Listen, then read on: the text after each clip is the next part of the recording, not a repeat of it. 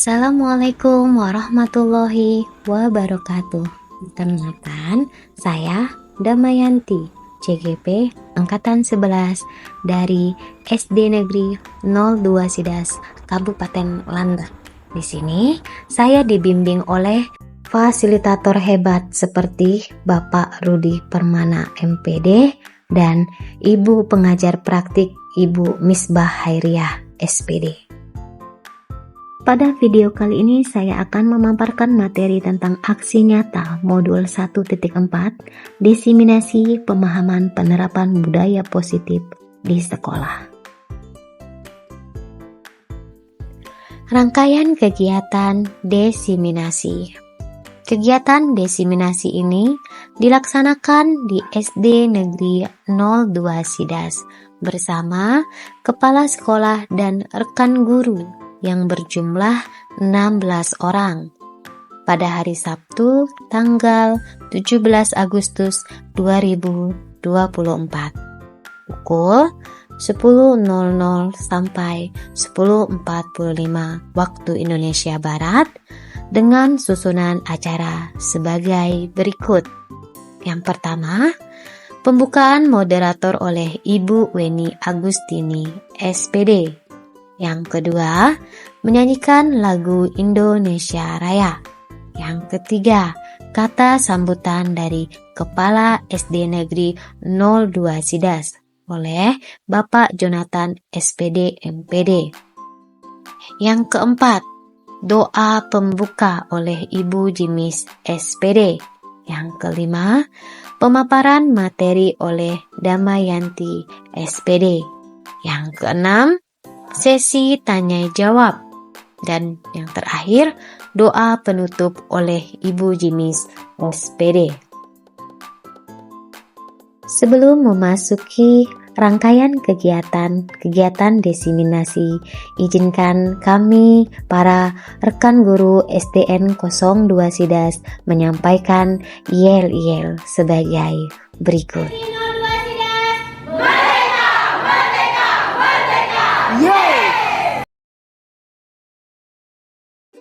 Nah, itulah tadi yel-yel dari SD Negeri 02 Sidas. Di sini ada beberapa foto dokumentasi kegiatan diseminasi. Foto ini diambil setelah melakukan diseminasi. Selanjutnya kita akan memasuki kegiatan diseminasi yang sesungguhnya. Selamat menyaksikan.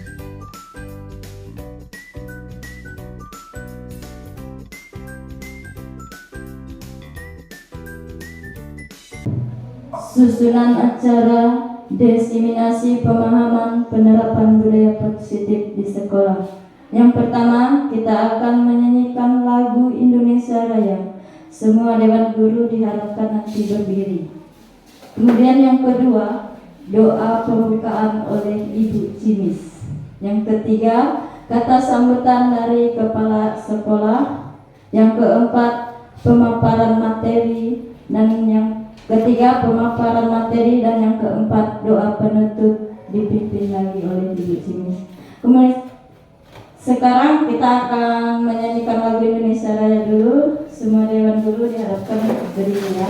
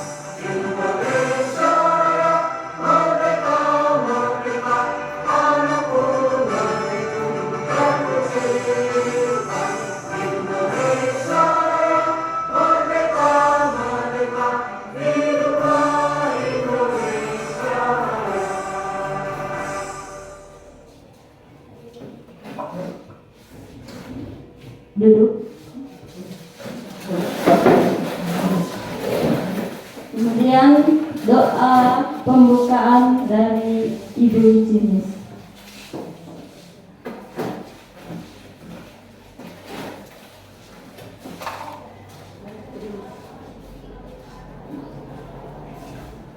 Terima kasih kepada pembawa acara, baik Bapak Ibu Guru beserta Bapak Kepala Sekolah. Sebelum memulai acara kita pada pagi hari ini, kita awali dengan doa pembukaan. Izinkan saya membawakan doa pembukaan ini secara agama Katolik. Yang beragama Katolik kita mulai dengan tanda salib. Dalam nama Bapa dan Putra dan Roh Kudus. Amin. Allah Bapa yang Maha Baik, kami mengucapkan syukur dan terima kasih padamu Tuhan, karena sampai saat ini Engkau masih memberikan kesehatan kepada kami, Engkau masih menjaga serta melindungi kami, sehingga kami boleh berkumpul di dalam sekolah ini dalam keadaan sehat. Bapa yang penuh kasih dan maha bijaksana, sebentar lagi kami akan mengadakan kegiatan yang akan diadakan oleh rekan kami Ibu Damai, akan mengadakan sosialisasi, diseminasi pemahaman penerapan budaya positif di sekolah. Kiranya Engkau memberkati kami Tuhan, berkati kami satu persatu, berkati juga pemateri. Semoga apa yang disampaikan pada pagi hari ini sungguh bermanfaat untuk kepentingan dan kelangsungan sekolah kami ini dan untuk kemajuan anak didik kami. Semoga apa yang kami dengar dan apa yang disampaikan oleh pemateri pada hari ini dapat kami pahami, dan berkati juga acara pada hari ini dari awal hingga akhir pertemuan atau kegiatan pada hari ini. Doa ini kami haturkan melalui perantaraan Tuhan kami Yesus Kristus. Amin. Dalam nama Bapa dan Putra dan Roh Kudus. Amin. Terima kasih. Selanjutnya kata sambutan dari Kepala Sekolah SD Negeri 2 Sidas kami persilahkan.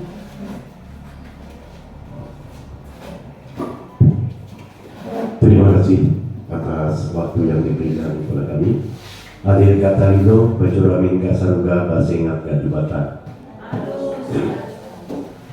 Dengan memanjatkan puji dan syukur kepada Tuhan Yang Maha Kuasa bahwa hari ini kita melaksanakan penerapan budaya positif di sekolah. Itu tema yang diangkat dalam rangka pelaksanaan calon guru penggerak angkatan ke-11 Kabupaten Melanda di SDN 02 Sidas. Nah, dalam hal ini Ibu Damayati sudah melaksanakan ini tentunya dengan penuh dengan lika-liku percobaan, dicoba dan mencoba sehingga akhirnya bisa berhasil untuk kita terapkan di sekolah. Dan harapan kami untuk kedepannya, semoga guru-guru yang masih muda-muda, yang masih punya potensi, tinggal ikuti jejak Ibu Damai. Apa yang hari ini disampaikan oleh Ibu Damai mungkin membawa memberikan pengalaman buat kita, terutama dalam rangka calon guru penggerak, karena ini merupakan program yang sudah dibuat oleh pemerintah. Tentunya setiap program yang dibuat oleh pemerintah wajib diikuti oleh seluruh peserta atau seluruh guru, terutama dari calon guru penggerak. Mungkin nanti sampai ke tentang bagaimana pelaksanaan PMM yang dilakukan di sekolah. Jadi ini berkaitan dengan PMM juga, ya. Pak Pon mereka mengajar, tentunya Bapak dan Ibu nanti kalau misalkan ada lagi, ini angkatan ke-11, angkatan ke-12 mungkin masih tetap berlanjut dan berlanjut sepanjang program ini masih dilaksanakan. Ya, jadi kami harapkan kepada Bapak dan Ibu Nanti kalau di PGP di PMM-nya ada pelatihan-pelatihan di situ, silakan diklik di PMM, buka di PMM itu ada pelatihan-pelatihan apa yang harus Bapak Ibu lakukan. Nah, kemudian kalau di SIM PKB juga ada dalam bentuk undangan. Undangan di situ tidak diundang misalnya di dinas, undang kita enggak, tapi kita harus aktif membuka di SIM PKB maupun di PMM ya. Jadi PMM itu ya disitulah melihat prestasi yang sudah Bapak Ibu lakukan. Ya mudah-mudahan ini dari Ibu Damayanti ini nanti memberikan motivasi kepada rekan-rekan guru yang lain ya. Harapan kami, saya sebagai pimpinan sekolah mengharapkan Bapak dan Ibu bisa mengikut jejak Ibu Damayanti. Nah, jadi ini mungkin kita mendapatkan pengalaman-pengalaman baru. Nanti itu yang intinya adalah di situ. Nah, pada intinya bahwa kegiatan ini ya, setiap guru penggerak ya, ini tentunya akan membuat ya hal-hal yang baru buat kita. Ya, mungkin pengalaman-pengalaman mereka nanti yang didapatkan dari tim guru-guru penggerak itu, pengalaman-pengalaman mereka nanti berbagilah dengan kita yang belum. Nah, tapi intinya di situ adalah kami sarankan pada Bapak Ibu guru yang belum berhasil, walaupun kemarin sudah juga ikut tetapi masih belum berhasil, ya mudah-mudahan tahun ini nanti akan terus ditingkatkan ya, akan terus kita tingkatkan. Jadi saya kira ada ini yang dapat kami sampaikan. Selanjutnya kami serahkan ke pembawa acara Adil Katalino Bajuramin Kasaruga Basengak Jubata. Terima kasih untuk sambutan dari Kepala Sekolah SD Negeri 2 Sidas. Sekarang kita memasuki ke acara inti, yaitu penyampaian materi diseminasi pemahaman penerapan budaya positif di sekolah oleh Ibu Damayanti. Dari Ibu Damayanti kami persilahkan.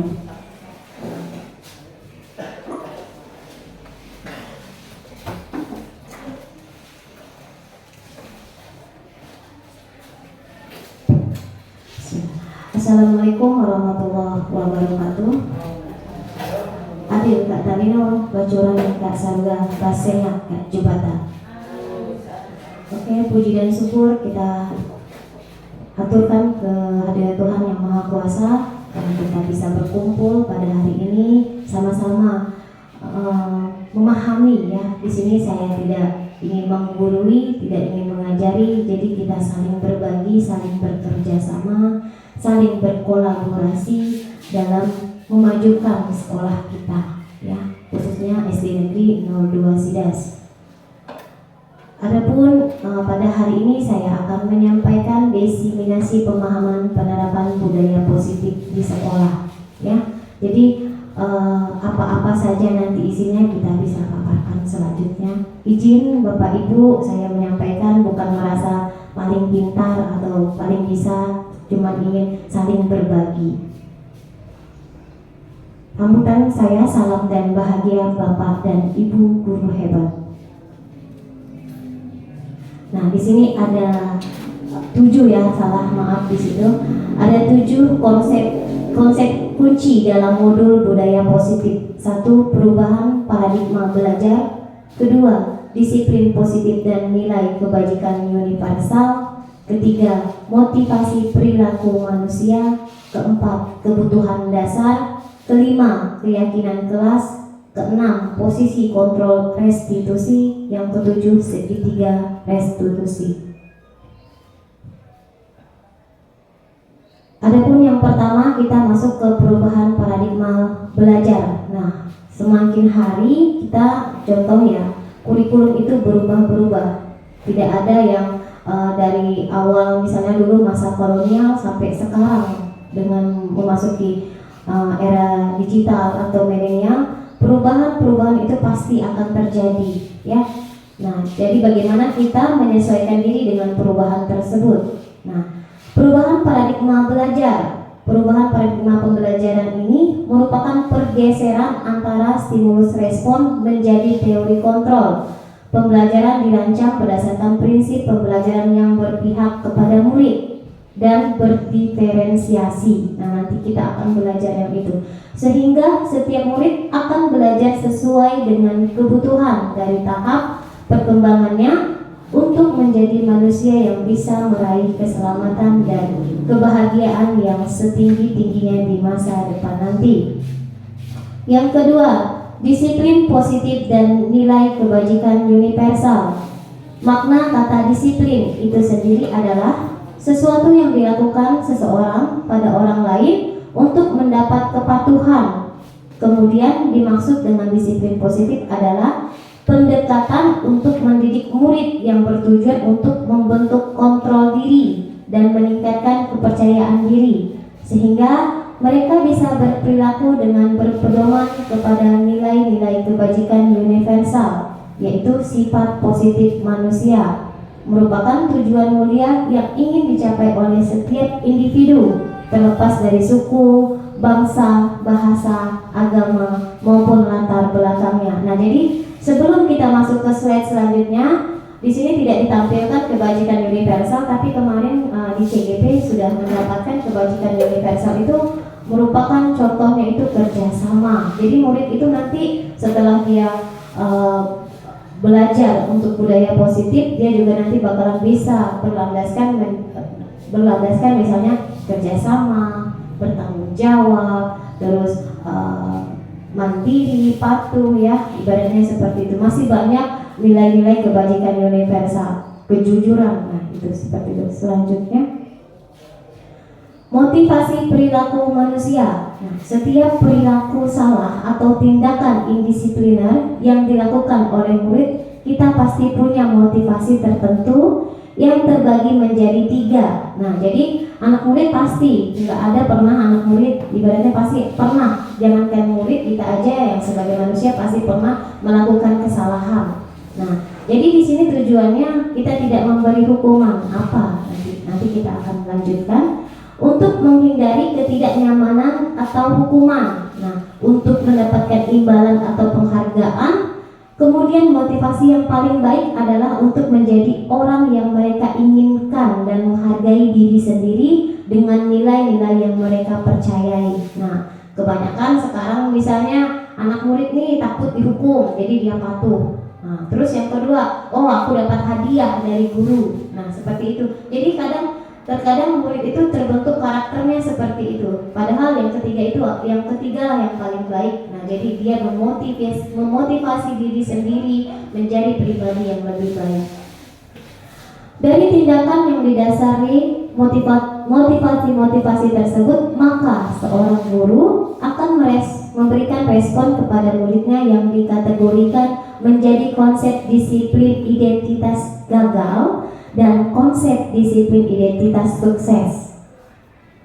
Konsep disiplin identitas gagal mencakup 2 tindakan, yaitu memberikan hukuman dan penghargaan. Kita sangat sering ya di sekolah, anak pasti kebanyakan kita sebagai guru kayak seperti saya merasa sendiri kita sebagai guru lebih banyak menghukum anak, ya, tanpa kita tanya apa alasan dia melakukan perbuatan tersebut. Kadang, ayo Budi kamu berdiri, langsung tanpa ditanya apa sih penyebab dia melakukan kesalahan itu. Nah, ini tujuan hari ini disampaikan diseminasi itu. Yang kedua, kita sering memberikan penghargaan atau applause atau hadiah. Nah, itu sebenarnya juga tidak bagus untuk membentuk karakter anak, ya.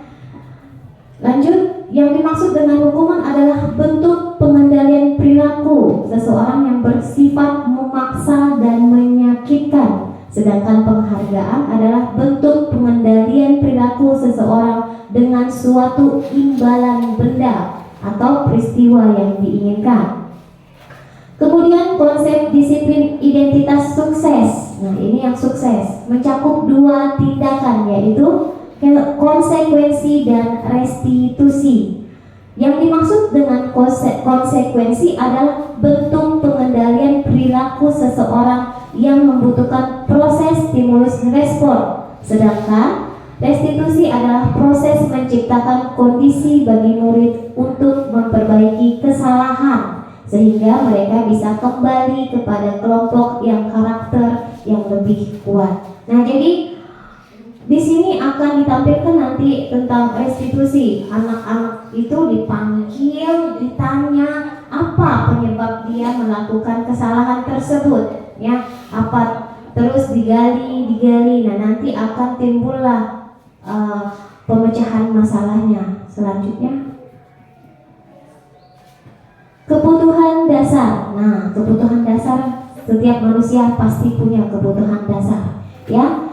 Murid kita melakukan suatu tindakan indisipliner atau melakukan pelanggaran tersebut bisa saja karena kebutuhan dasar mereka belum terpenuhi. Nah, kebutuhan dasar itu ada 5: kebutuhan kebebasan, diakui, kebutuhan bertahan hidup, kebutuhan rasa sayang, nah ya. Jadi itu. Terus kesenangan. Nah, di situ ada tadi. Kebutuhan dasar mereka belum terpenuhi, makanya misalnya dia di rumah nih, contoh ya, di rumah dia dipelasah dengan orang tuanya, tidak mendapatkan kasih sayang. Biasanya dia di sekolah bakal mencari perhatian lebih. Nah, anak yang nakal belum tentu dia nakal karena karakternya, karena karakter tersebut terbentuk dari lingkungannya, ya. Jadi dari lingkungan tersebut. Sehingga mereka berusaha mencari cara agar bisa dipenuhi. Dia minta puji kadang, dia minta perhatian, ya, dia kadang malah mukul temannya karena melihat contoh-contoh yang sudah ada. Nah, jadi kebutuhan tersebut dibagi menjadi 5, yaitu bertahan hidup, kasih sayang dan rasa diterima, penguasaan, kebebasan dan kesenangan. Nah, terus kita setelah kebutuhan dasar, kita berlanjut ke keyakinan kelas. Apa hubungannya? Nanti akan saya sangkut pautkan. Nah, jadi keyakinan kelas, setiap guru harus mempunyai keyakinan kelas, mau itu wali kelas, mau itu guru mata pelajaran, mau itu guru agama dan sebagainya. Jadi setiap guru harus mempunyai keyakinan kelas. Diperlukan suatu nilai yang membantu mereka menjadi murid yang berbudaya positif. Dalam hal ini adalah keyakinan kelas, yaitu nilai-nilai kebajikan universal yang disepakati oleh guru dan murid secara tersirat dan tersurat dalam kelas sebagai acuan dalam berperilaku terhadap diri sendiri dan orang lain dalam lingkungan tersebut. Nah, kalau di sini belum ada, kalau nggak salah di tempat kelasnya Bu Weni sudah ada keyakinan kelasnya, ya, keren. Kemarin saya sudah lihat tempat Bu ini, tapi kalau yang lain saya belum teliti. Saya pernah lihat punya Bu Weni sudah ada keyakinan kelas. Nah, bagaimana cara membuat keyakinan kelas itu? Kita sebagai guru dan murid harus berkolaborasi atau bekerja sama, ditanya. Nah, nanti mereka tahu. Terus sanksinya apa jika mereka melanggar keyakinan kelas tersebut? Misalnya contoh, memasuki kelas tepat jam 7. Nah, kalau misalnya gurunya terlambat, misalnya seperti itu, nah, murid juga bisa langsung komplain. Bu, ibu terlambat, keyakinan kelas kita harusnya jam 7. Boleh, itu kritis. Artinya siswa tersebut kritis. Nah, terus misalnya contoh, salam santun sapa, misalnya senyum. Nah, itu juga merupakan keyakinan kelas. Nah, dibikinlah keyakinan kelas. Kalau misalnya kita belum membuat, buatlah keyakinan kelas dengan siswa kita. Ya, disepakati. Kalau kemarin kelas 4 sudah yang khusus olahraga, mereka nempelkan harus memakai pakaian olahraga. Nah, itu keyakinan kelas juga. Kalau mereka melanggar, sanksinya apa? Ditanya juga. Ibu push up 15 kali. Kalian sepakat? Sepakat. Nah, itu tergantung kesepakatan kita. Nah, jadi kita memberi hukuman itu sesuai dengan sanksi yang kita sepakati sebelum memulai kegiatan kelas. Misalnya contoh, andai kata tidak boleh terlambat, misalnya 15 menit sebelum pelajaran sudah memasuki ruangan kelas. Misalnya contoh seperti itu. Misalnya ada si Budi atau si Ana masuk terlambat. Nah, di keyakinan kelasnya, kesepakatannya kalau terlambat sanksinya misalnya mencuci WC atau membersihkan lingkungan sekolah. Nah, itu sudah disepakati, bukan kita yang membikin ya, bukan guru yang membikin, tapi kesepakatan antara guru dan murid. Nah, jadi itulah membuat keyakinan kelas agar kelasnya itu hidup. Jadi tidak hanya guru, jadi murid juga merasa dihargai, pendapat dia ditampung, ditempel di depan kelas. Keyakinan kelas 2, keyakinan kelas 3. Nah, jadi begitu masuk, oh tahu keyakinan kelasnya. Gurunya juga harus mematuhi keyakinan tersebut. Misalnya, tidak boleh membuang sampah sembarangan. Nah, buanglah sampah di tempatnya. Itu juga keyakinan kelas. Nah, andai kata gurunya membuang sampah, dia juga udah melanggar keyakinan kelas tersebut. Nah, jadi keyakinan kelas ini ada baiknya kita terapkan dari kelas 1 sampai kelas 6 semua mata pelajaran agar bagus, agar siswa kita tertata, kita juga tertata sebagai guru. Selanjutnya, nah, posisi kontrol restitusi ini posisi kontrol guru. Nah, ini yang paling penting ya. Budaya positif yang bisa diwujudkan dengan memiliki posisi kontrol terbaik sebagai seorang guru dalam merespon tindakan indisipliner murid. Ya, posisi kontrol tersebut dibagi menjadi 5. Ya, kita ini sebagai guru itu biasanya menjadi 5, yaitu penghukum. Nah, ini saya merasa sebelum saya ikut CGP, saya merasa saya ini sebagai seorang penghukum, ya.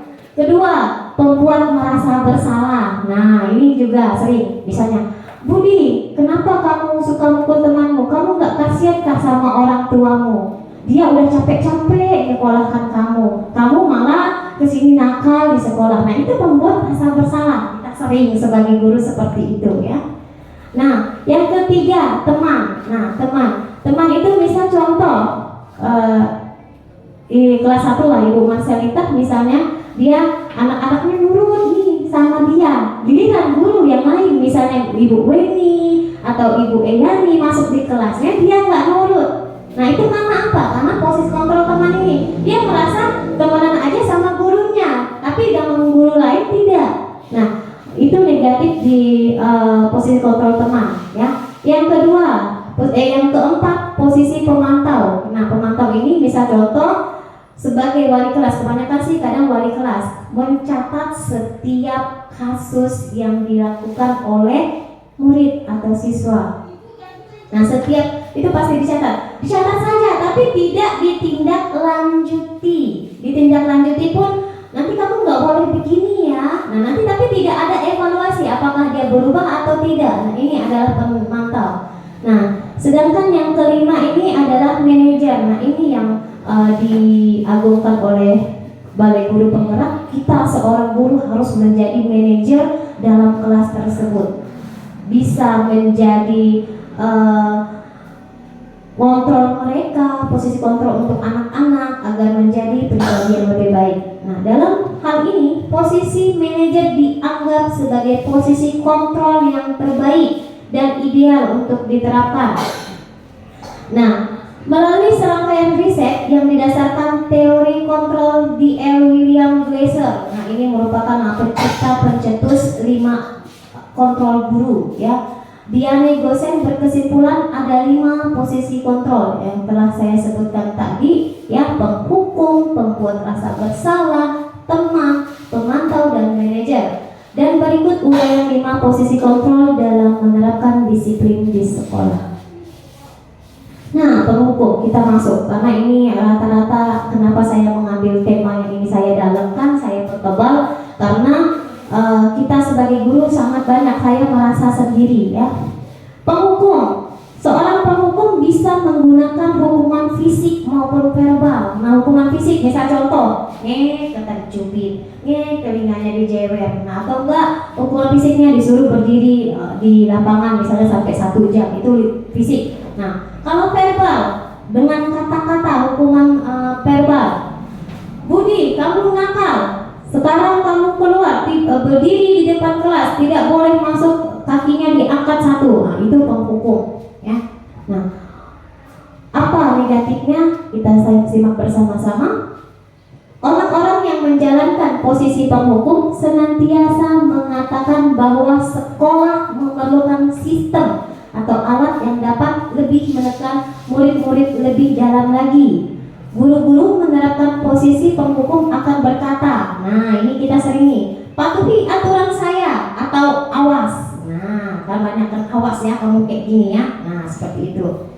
Terus yang kedua, kamu selalu saja salah.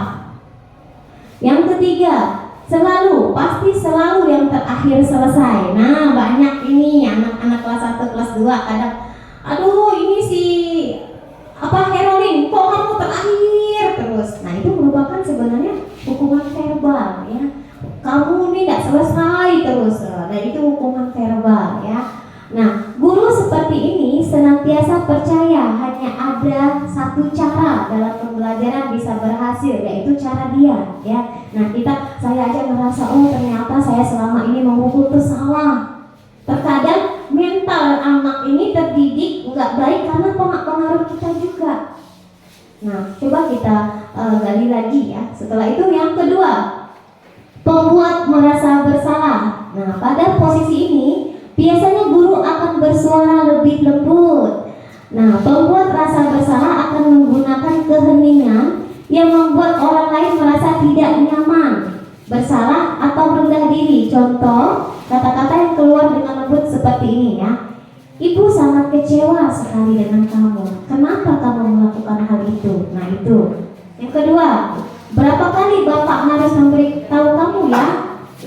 Yang ketiga, gimana coba kalau orang tua kamu tahu kalau kamu berbuat begini? Nah, itu di posisi ini murid akan memiliki penilaian diri yang buruk tentang diri mereka sendiri. Ya, murid merasa tidak berharga dan telah mengecewakan orang-orang yang disayanginya. Nah, seperti itu. Lanjut, yang ketiga, teman. Guru pada posisi ini tidak akan menyakiti murid, namun akan tetap berupaya mengontrol murid melalui persuasi. Posisi teman pada guru bisa negatif ataupun positif. Ada dua ya kemungkinan, tergantung kalau seandainya guru bisa memposisikan dirinya. Ya, positif di sini berupa hubungan baik yang terjalin antara guru dan murid. Guru di posisi teman menggunakan hubungan baik dan humor untuk mempengaruhi seseorang. Mereka akan berkata, ayo bantulah demi Bapak ya, katanya. Ayo bantu Bapak, kita bisa kok, gitu kan. Terus, ayo ingat tidak bantuan Bapak selama ini. Nah, ini sebenarnya kita sangat ini ya. Ayo ingat nggak bantuan Bapak sama kamu sampai ini. Kamu juara 1 gara-gara Bapak loh. Nah, misalnya seperti itu ya. Terus, ya sudah, kali ini tidak apa-apa, nanti ibu bantu bereskan. Nah, ini nggak boleh sebenarnya dengan kata yang terakhir, nanti ibu bereskan. Misalnya anak melakukan kesalahan, kita yang membantu, jangan ya. Hal negatif dari posisi teman adalah bila suatu saat guru tersebut tidak membantu, nah tidak bantu muridnya nih, maka murid akan kecewa dan berkata, saya pikir Bapak itu teman saya. Kan padahal kenapa Bapak tidak bantu saya, misalnya gitu Bapak atau Ibu ya. Murid merasa dikecewakan dan tidak mau lagi berusaha. Hal-hal yang mungkin timbul adalah murid hanya akan bertindak untuk guru tertentu. Nah, tadi sudah saya jelaskan, dan tidak untuk guru lain. Guru lain kadang misalnya Pak Toli masuk, tidak peduli, mereka tetap ribut. Nah, itu posisi kontrol teman ini bermain ya. Murid akan tergantung pada guru tersebut. Dia bergantung pada wali kelasnya saja. Tapi kalau guru lain dia tidak merasa penting karena bukan teman saya, katanya pikir seperti itu.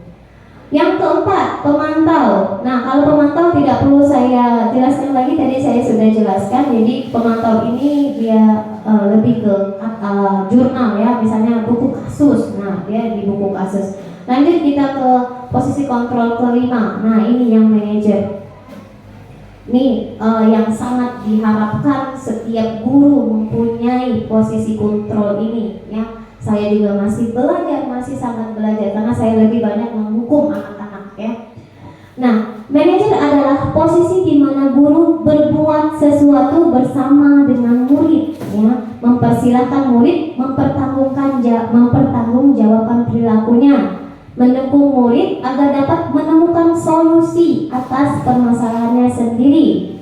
Seorang manajer telah memiliki keterampilan di posisi teman maupun pemantau. Nah, jadi manajer ini memiliki dua sekaligus ya, bukan cuma teman atau pemantau ya. Jadi dia keduanya. Dan dengan demikian bisa jadi di waktu-waktu tertentu kembali kepada kedua posisi tersebut bila diperlukan. Namun bila kita menginginkan murid-murid kita menjadi manusia yang merdeka, mandiri dan bertanggung jawab, maka kita perlu mengacu kepada restitusi yang dapat menjadikan murid kita seorang manajer bagi dirinya sendiri. Nah, di sini kalau seandainya seorang guru yang menjadi manajer, dia akan berkata seperti ini. Apa yang kita yakini? Kan tadi kan kita udah buat keyakinan kelas. Nah, apa yang kita yakini? Misalnya kita membuat keyakinan kelas, atau kata orang kalau dulunya bilang peraturan kelas, keyakinan kelas, tidak boleh berkelahi. Nah, misalnya si Andi melakukan pelanggaran, dia berkelahi, kita tunjukkan, kamu ingat tidak keyakinan kelas kita? Yang mana ya Bu? Biasanya seperti itu. Tidak boleh berkelahi dengan teman, misalnya seperti itu. Saling menghargai. Nah, kata positifnya saling menghargai. Kalau tidak boleh itu kata negatif ya. Nah, kita balikan lagi dengan keyakinan kelas kita. Nah, apakah kamu meyakininya? Nah, jadi apakah kamu meyakini keyakinan kelas tersebut? Nah, yang ketiga, jika kamu meyakininya, apakah kamu bersedia memperbaikinya? Nah, jadi diperbaiki lagi karakter anak tersebut. Nah, lanjut, jika kamu memperbaiki ini, hal ini menunjukkan apa tentang dirimu?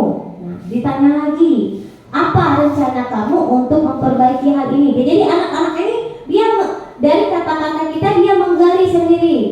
Oh, saya tidak akan mengulanginya lagi Ibu. Saya akan bertanggung jawab dengan apa yang saya lakukan. Saya akan meminta maaf dengan ini. Misalnya dia berkelahi seperti itu.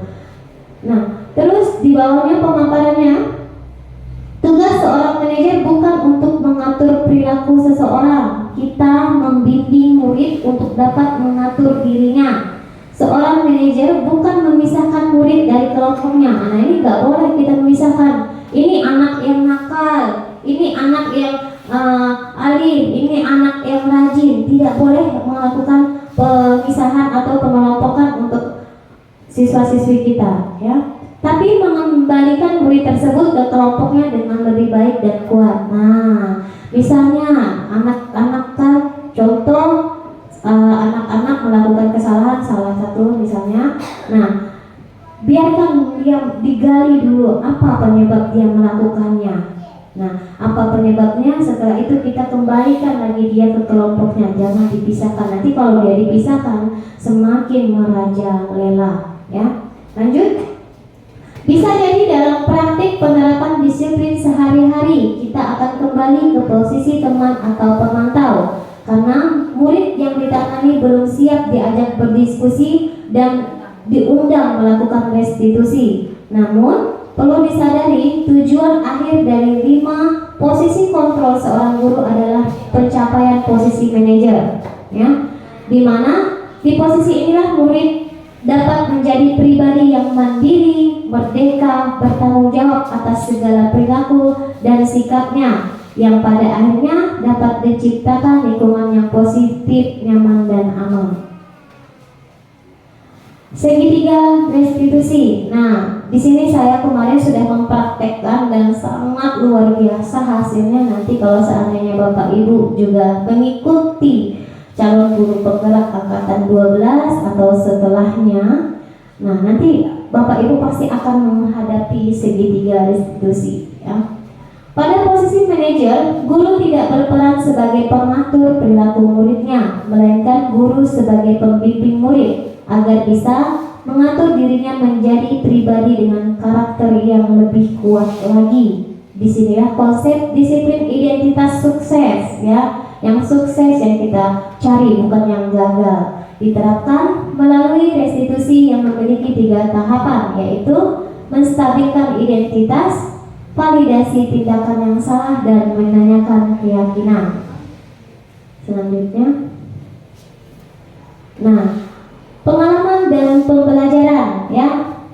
Oh iya, ini kayaknya kelas labnya, jadi nggak apa-apa. Jadi pengalaman dan pembelajaran yang saya dapatkan dalam segitiga restitusi itu sangat banyak ya. Yang pertama, segitiga restitusi tadi dia menstabilkan identitas. Misalnya anak si Rudi melakukan kesalahan, dipanggil ke kantor. Jangan langsung di depan kawan-kawannya kalian menghakimi, jangan seperti itu.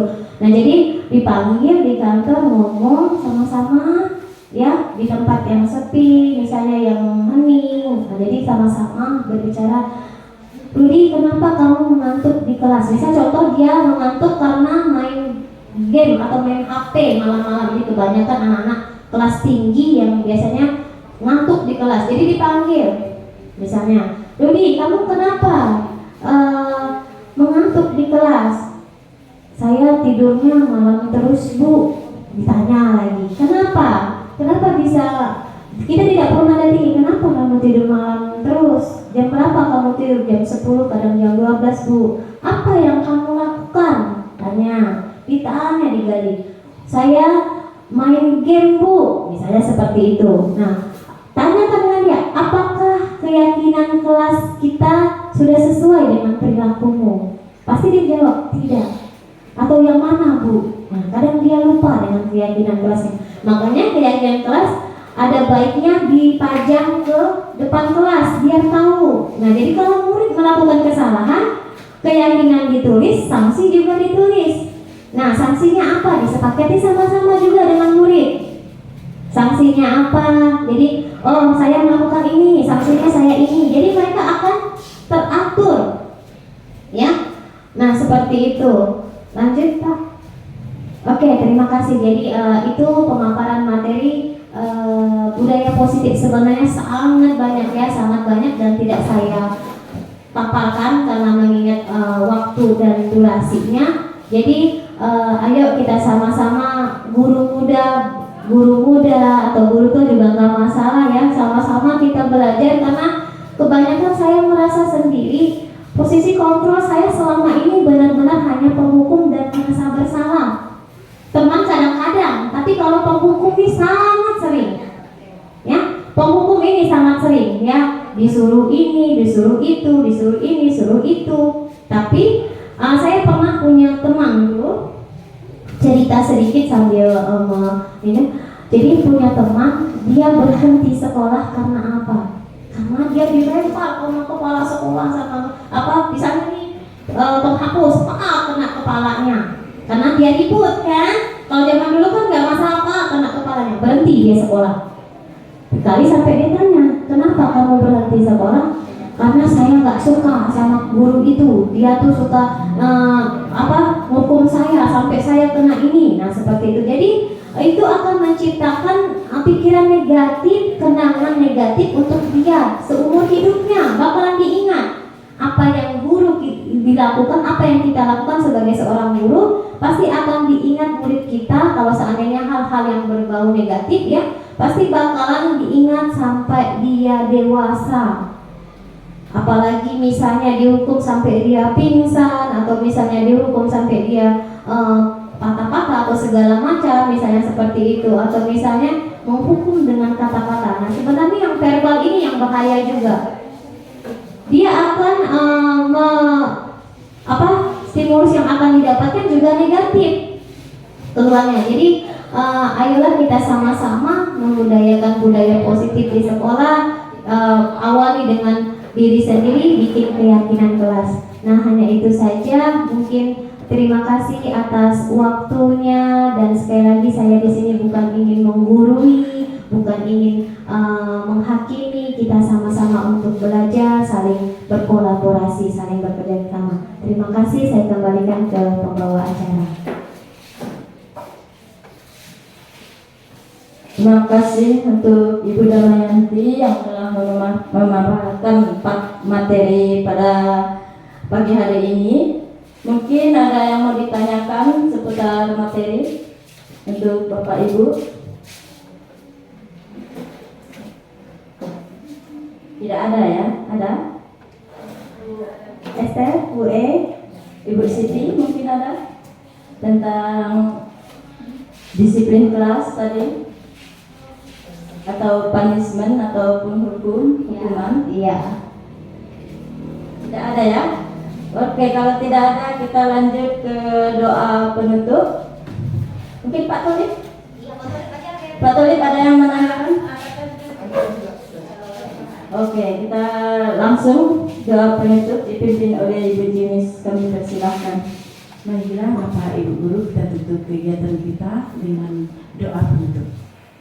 Kita yang beragama Katolik kita buat tanda salib. Dalam nama Bapa dan Putra dan Roh Kudus. Amin. Allah Bapa yang Maha Baik, terima kasih Tuhan Engkau sungguh hadir di sini memberkati kami sehingga apa yang disampaikan oleh teman kami Ibu Damayanti sungguh berguna untuk kami di dalam memajukan anak didik kami, terutama di dalam membentuk akhlak mereka. Semoga apa yang menjadi rencana harapan Bapak Ibu dan juga khususnya kami sebagai pendidik sungguh dapat terwujud. Dan Engkau memberkati kami, membimbing kami. Semoga kami dapat melaksanakan tugas itu dengan sebaik-baiknya. Demi Kristus Tuhan kami. Amin. Dalam nama Bapa dan Putra dan Roh Kudus. Amin.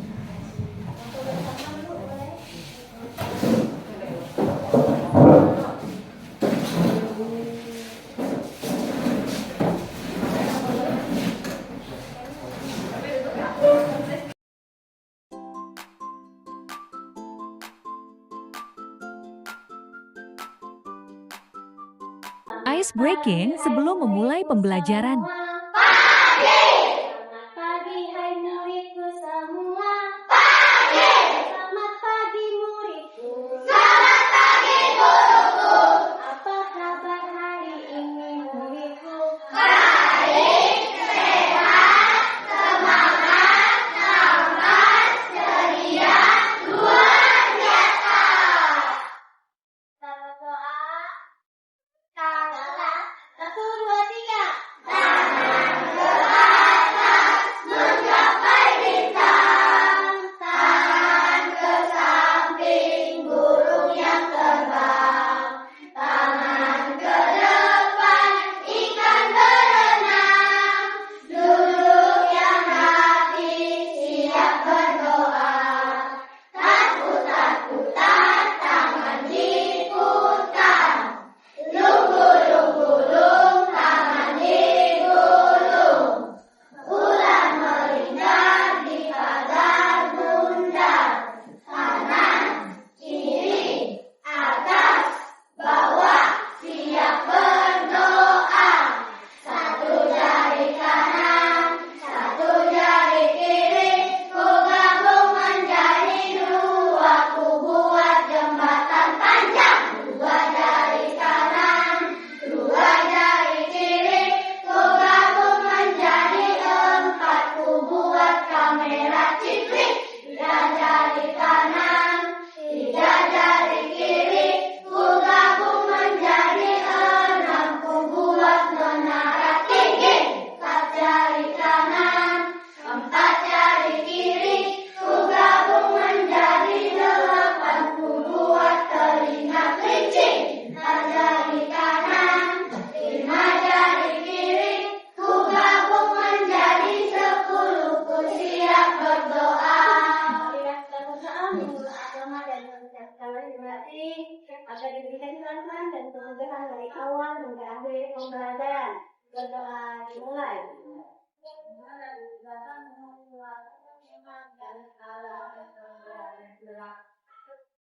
Berdoa selesai. Nah, boleh duduk semuanya.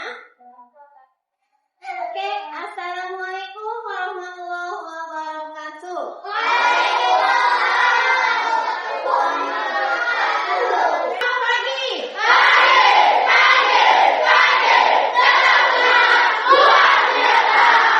Oke, luar biasa semangatnya. Jadi hari ini Ibu akan menyampaikan Penyebaran pemahaman budaya positif kepada peserta didik. Pemahaman positif itu pokoknya adalah membuat keyakinan kelas. Nah, membuat keyakinan kelas itu antara guru dan murid, ya. Kalian murid apa guru? Murid.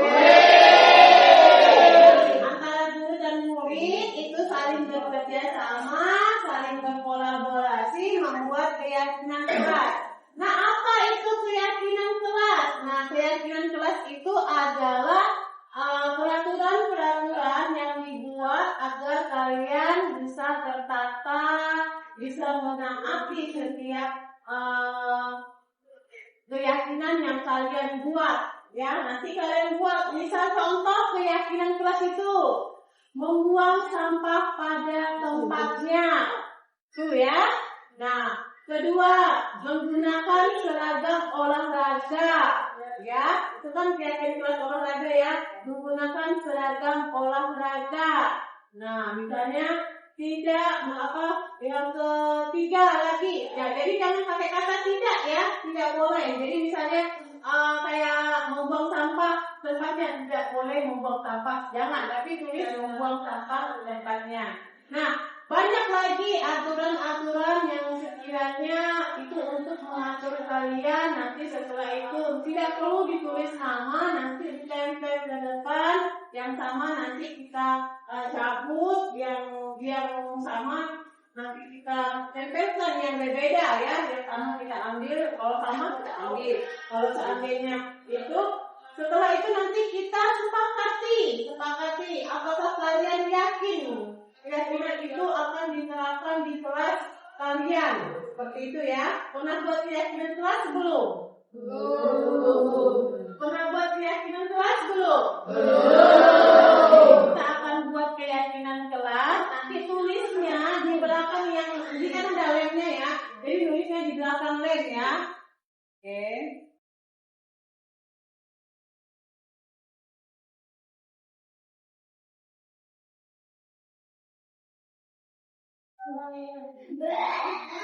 Kalau udah boleh dikumpulkan ke depan. Kira-kira apa yang kalian yakini di dalam kelas yang tidak boleh kalian langgar? Misalnya seperti itu. Nah, misalkan contoh kalau olahraga kan harus pakai pakaian olahraga. Nah itu. Terus apa-apa lagi? Ayo diterangkan di situ. Iya. Bu, izin dulu deh. Iya.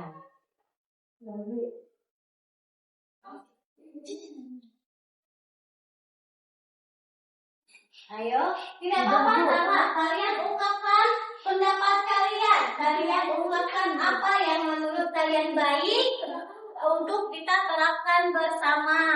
Keyakinan kelas, udah, oke. Kumpulkan di depan tempelkan.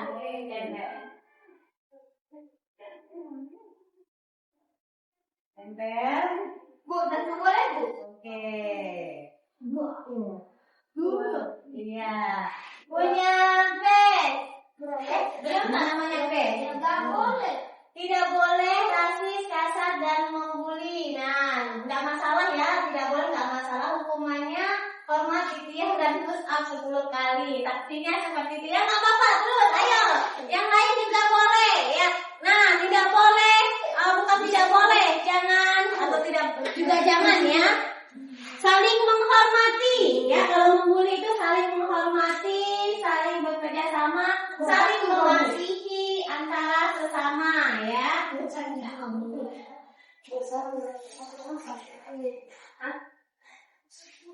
Ayo, boleh, ayo.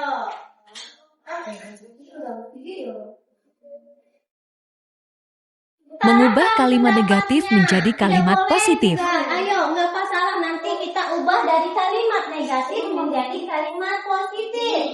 Tidak boleh apa, kalian tulisnya tidak boleh ribut. Misalnya, tidak boleh ribut. Nah, boleh. Nggak apa-apa, nanti kita ubah kalimat tersebut menjadi kalimat positif. Kalau tidak boleh kan itu artinya kalimat negatif. Nah, nanti kita ubah. Silakan tempel. Kalau sudah. Kalau sudah boleh ditempel. Nggak apa-apa, nanti ibu buatnya ya. Kalian tempel saja kalimat negatifnya, tidak masalah. Kalau kalian mau kalimat positif juga boleh.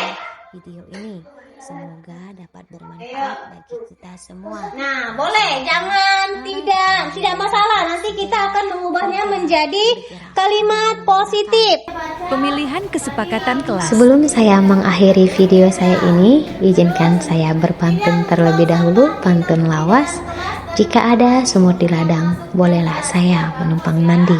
Jika ada umur panjang, bolehlah kita berjumpa lagi.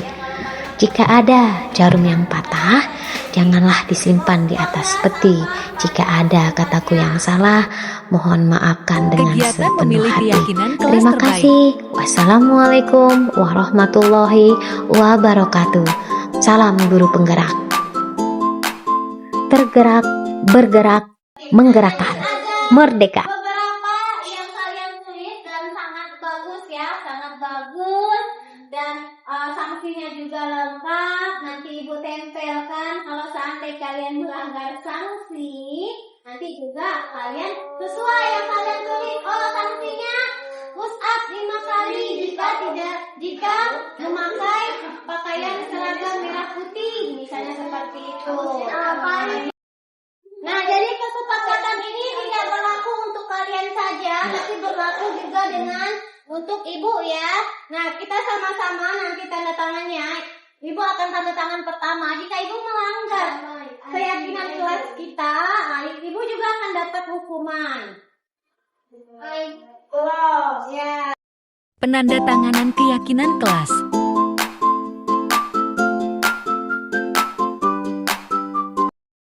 Nah, jadi kita ada berapa orang? 30 orang sama ibu. Jadi keyakinan kelas kita sudah kita sepakati. Ada 8 dan kita sudah tanda tangan juga termasuk ibu. Jika ada yang melanggar, kalian boleh saling mengingati temannya. Nah, menandai keyakinan kelas kita ini sudah selesai. Ibu mau yel-yel semangat pagi lagi. Semangat pagi!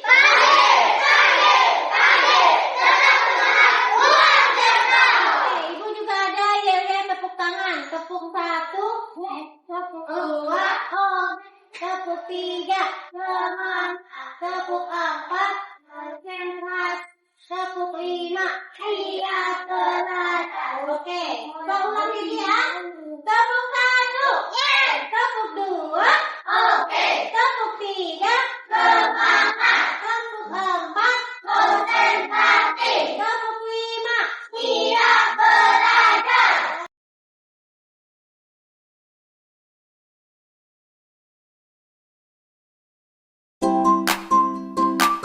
Pertama yaitu tidur pada saat pembelajaran. Pada saat pembelajaran PJOK, Farhan tertidur dan terlihat kurang semangat belajar. Sebagai seorang guru, saya harus menyelesaikan masalah tersebut melalui segitiga restitusi. Setelah ini, marilah kita menyimak video mengenai kasus satu tersebut. Selamat pagi semua.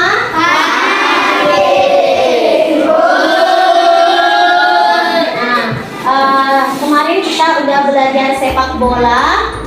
Kira-kira ada yang ingin ditanyakan tentang pelajaran kita minggu lalu? Ya. Farhan, kamu kenapa? Nah, nanti Farhan setelah ini ikut ibu ke kantor ya. Assalamualaikum Bu. Waalaikumsalam. Farhan sudah sarapan? Sudah Bu. Farhan tahu kenapa ibu panggil? Tahu Bu. Farhan, ibu amati kamu sering tidur dan kurang bersemangat dalam belajar. Guru lain pun pernah menegur kamu karena kamu sering mengantuk di kelas. Kenapa, An? Iya Bu, saya mengantuk. Tidur di kelas menurut kamu baik atau tidak? Ya tidak baik Bu. Biasanya kalau malam tidur jam berapa, An? Tidak tertentu Bu, terkadang jam 10, terkadang di atas jam 12 malam. Kalau tidur larut malam begitu, apa yang biasanya kamu lakukan? Ya tidak ngapa-ngapain Bu. Farhan, setiap orang itu pasti pernah melakukan kesalahan. Ibu juga pernah melakukan kesalahan. Ibu tidak bermaksud untuk menyalahkan kamu, tapi ibu ingin memberikan solusi kepada kamu supaya kamu tidak mengantuk lagi di kelas. Farhan, kamu pasti punya alasan. Coba jelaskan ke ibu, mengapa Aan sering tidur di kelas? Gak apa-apa, cerita aja ke ibu. Ibu akan membantu kamu lebih bersemangat belajar. Saya kalau malam sering main HP Bu. Main HP itu maksudnya main game gitu? Iya Bu. Oh, Aan ingat nggak tentang keyakinan kelas yang telah kita buat dulu? Keyakinan kelas yang mana Bu ya? Saya lupa. pada saat awal pembelajaran dulu, Oh ya, ingat Bu. menurut Aan keyakinan kelas mana yang Aan langgar? Tidak memperhatikan guru pada saat menjelaskan pelajaran Bu. Aan yakin nggak kalau memperhatikan guru saat pelajaran itu dapat memudahkan Aan memahami materi pelajaran? Yakin Bu? Betul, yakin. Iya Bu. Saya yakin jika kita memperhatikan guru pada saat pembelajaran, tentunya akan memudahkan kita untuk memahami materi pelajaran. Kalau Aan sudah yakin, kira-kira menurut Aan apa yang harus Aan lakukan supaya Aan tidak mengantuk lagi dan dapat mengikuti pelajaran dengan baik? Tidak tidur larut malam lagi Bu. Tidak main game sampai malam, mengatur waktu lebih baik lagi. Iya, baik. Sekarang, mulai kapan Aan mau memulai apa yang Aan katakan tadi? Mulai hari ini Bu. Baik, terima kasih. Ibu yakin Aan dapat menjadi siswa yang mempunyai pribadi yang lebih baik. Semangat.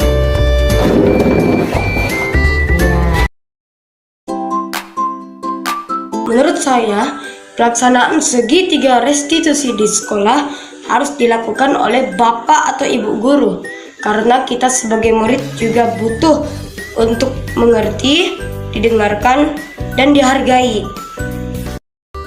Setelah kita mempelajari kasus 1 tadi, marilah kita beranjak ke kasus yang kedua, yaitu buang sampah sembarangan. Saat menjelang masuk jam pelajaran kedua, Najla dengan santainya membuang sampah sembarangan. Setelah pembelajaran selesai, Najla saya panggil ke kantor untuk menyelesaikan masalah tersebut menggunakan segitiga restitusi. Adapun skenario percakapannya akan ditampilkan pada video berikut.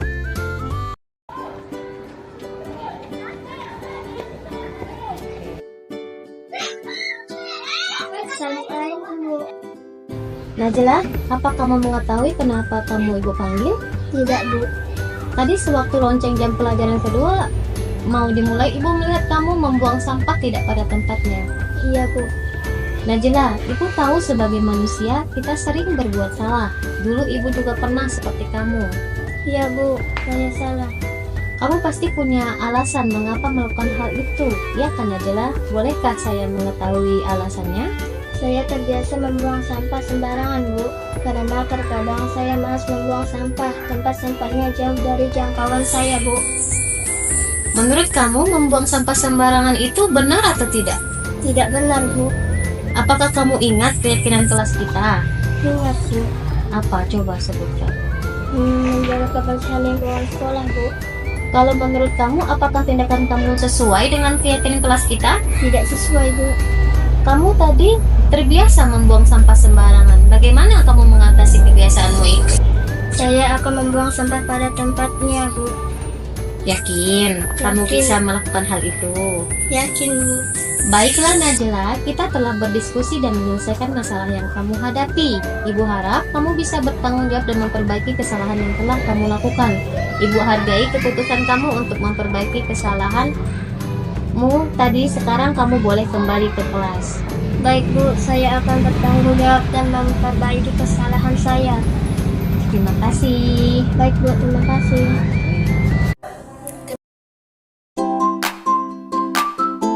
Jika kita melakukan kesalahan, pasti ada alasannya. Bukan langsung dihakimi dan dimarahi tanpa mendengarkan alasan kita melakukan kesalahan tersebut. Jadi, saya harap Bapak Ibu Guru dapat membimbing kita dalam menemukan solusi kita melakukan kesalahan. Demikianlah aksi nyata diseminasi mengenai budaya positif di sekolah khususnya di SD Negeri 2 Sidas Kabupaten Landak. Semoga dapat bermanfaat bagi kita semua, dapat diterapkan selalu di lingkungan sekolah. Akhir kata, sebelum saya mengakhiri diseminasi ini, izinkan saya membawakan pantun lawas. Jika ada jarum yang patah jangan disimpan di atas piti, jika ada kataku yang salah mohon dimaafkan sepenuh hati. Wassalamualaikum warahmatullahi wabarakatuh.